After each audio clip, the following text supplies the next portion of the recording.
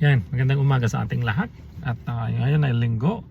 At aking ibabahagi ang mabuting balita ngayong araw na ito ay hango sa aklat ng John chapter 9 verse 1 to 41. As Jesus walked along, he saw a man who had been blind from birth. His disciples asked him, "Master, was he born blind because of a sin of his or of his parents?" Jesus answered, "Neither was it for his own sin nor for his parents' sin. He was born blind so that God's power might be shown in him. While it is day, we must do the work of the one who sent me. For the night will come when no one can work. As long as I am the world, I am the light of the world." As Jesus said his, he made paste with spittle and clay and rubbed it on the eyes of the blind man. Then he said, "Go and wash in the pool of Siloam."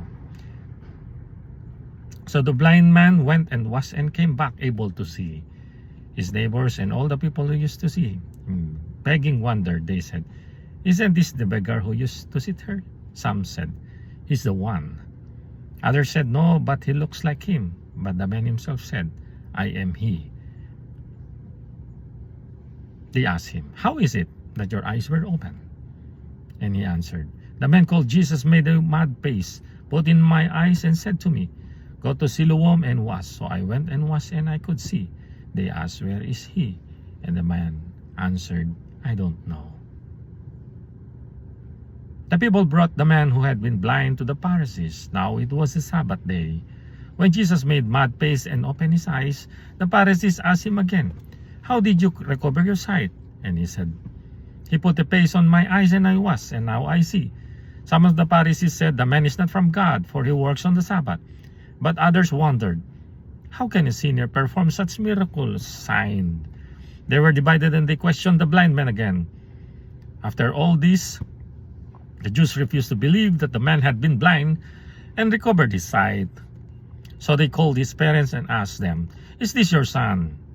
You say that he was born blind. How is it that he now sees?"